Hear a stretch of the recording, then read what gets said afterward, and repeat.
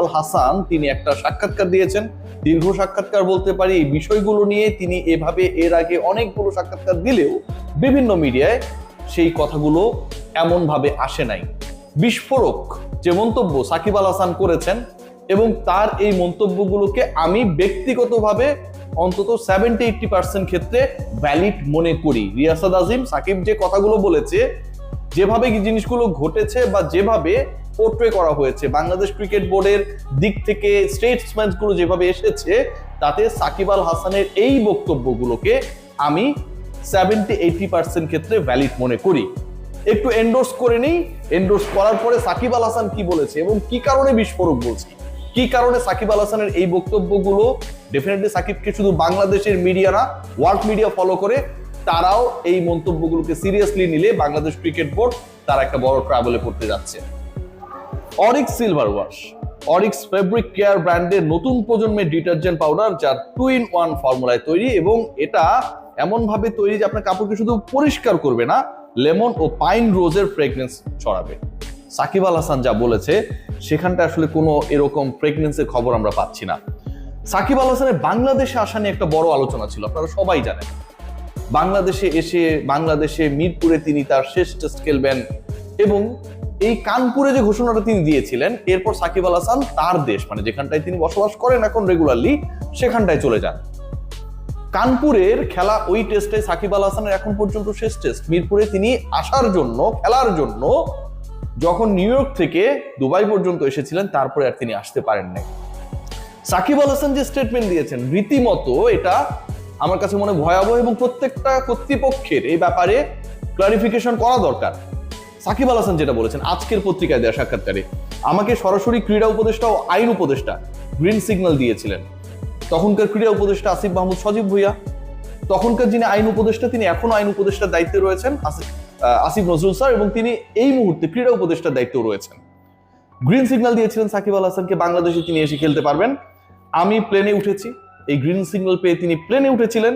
BCB থেকে আমাকে পুরো নিশ্চিত করা হয়েছে, বাংলাদেশ ক্রিকেট বোর্ডের অবস্থানটা দেখুন, তখন ফারুক আহমেদ প্রেসিডেন্ট, পুরো নিশ্চয়তা দেওয়া হয়েছে যে ইউএসএ থেকে তিনি যদি চলে আসেন তাহলে খেলতে দেওয়া হবে।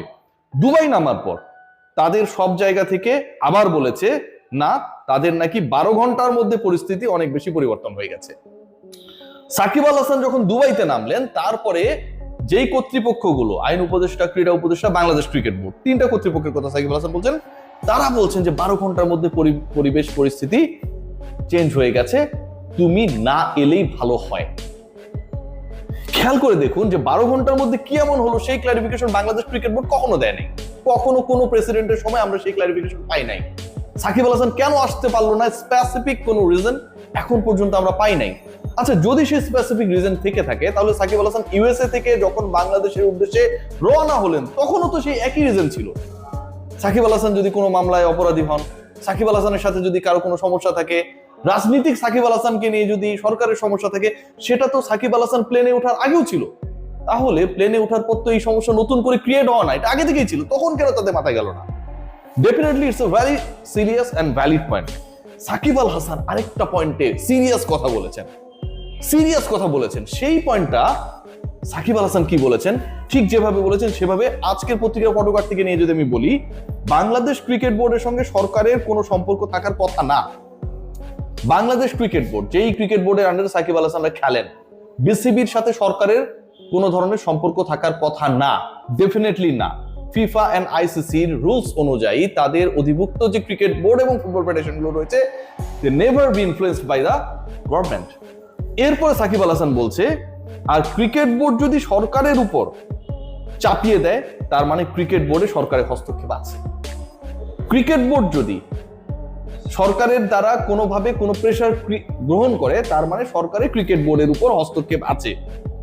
এর অর্থ হলো বিষয়টা আইসিসিতে যাওয়া উচিত। দেখুন, এটা কিন্তু খুবই সিরিয়াস একটা স্টেটমেন্ট ফ্রম সাকিব আল হাসান, বাংলাদেশের সর্বকালের সর্বশ্রেষ্ঠ অ্যাথলিট। বিসিবির উপর সরকারের প্রভাব থাকা উচিত না, যদি প্রভাব থাকে তাহলে সেটা সরাসরি হস্তক্ষেপ। তৃতীয় লাইনে তিনি গিয়ে বলছেন, যদি এরকম ঘটনা ঘটে তাহলে তো সেটা সরাসরি আইসিসিতে যাওয়া উচিত। তারপর কি বলছে শুনুন, তারপর তিনি বলছেন, আমাকে যদি ক্রিকেট বোর্ডে ফেরত না নিতে পারে দেশে, এটা তাদের ব্যর্থতা, তাদের সঙ্গে সঙ্গে সাসপেন্ড হয়ে যাওয়া উচিত। বাংলাদেশ ক্রিকেট বোর্ডের ডিরেক্টররা বিভিন্ন সময় সাকিব আল হাসান কেন দেশে আসছে না, আপনারা ইউটিউবে গুগলে সার্চ করেন, ফেসবুকে গিয়ে লিখেন, সার্চ অপশনে গিয়ে লিখেন, অসংখ্য ইন্টারভিউজ পাবেন, অসংখ্য কমেন্টস পাবেন যে এটা আমাদের হাতে নেই। আমাদের হাতে নেই মানে এটা সরকারের হাতে রয়েছে, এবং সরকারের একজন দায়িত্বশীল উপদেষ্টা সাকিব যেন আর বাংলাদেশের হয়ে কখনো খেলতে না পারে, আসিফ মাহমুদ সজীব ভুঁইয়া এই কথাটা সরাসরি নাকি বিসিবি কে বলে দিয়েছেন। সেটা তিনি দাবি করেছেন, এটা আমার কথা না। আমার এই কথা এখন কারো শুনতে খারাপ লাগতে পারে, বাট এটা তো আমার স্টেটমেন্ট না।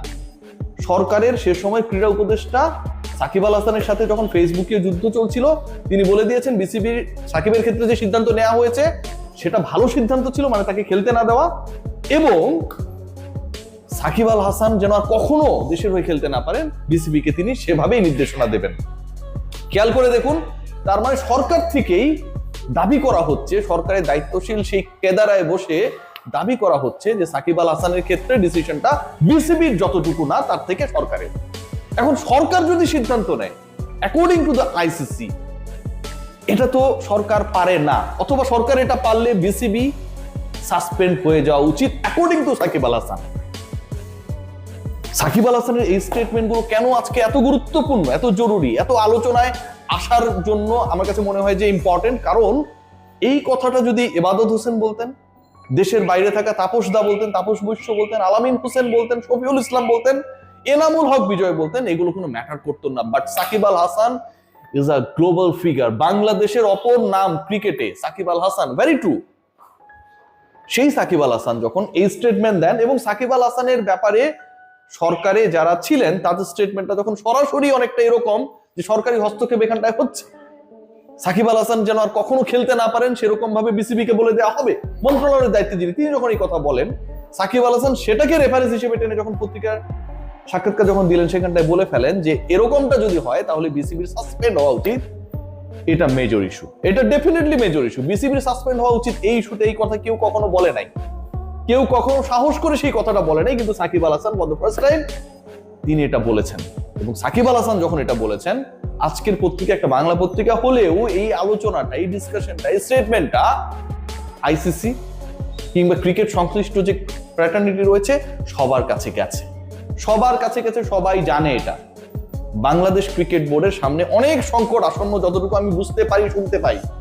সাকিব আল হাসানের এই স্টেটমেন্ট এবং খুবই valid statement, Bangladesh cricket board বলতে পারে Shakib Al Hasan is not fit enough, Shakib Al Hasan is not a good performer, our selection panel has decided not to allow Shakib to the national team, valid reason. কিন্তু বাংলাদেশ ক্রিকেট বোর্ড যদি যখন বলে যে এটা তো আমাদের হাতে নেই, আবার যাদের হাতে তারা যখন বলে যে সাকিব যেন আর কখনো খেলতে না পারে, বিসিবি কে বলে দেওয়া হবে, তখন সেটা বিসিবি নিষেধাজ্ঞায় পড়ার মতোই ঘটনা। সাকিব সেই কথাই বলেছেন।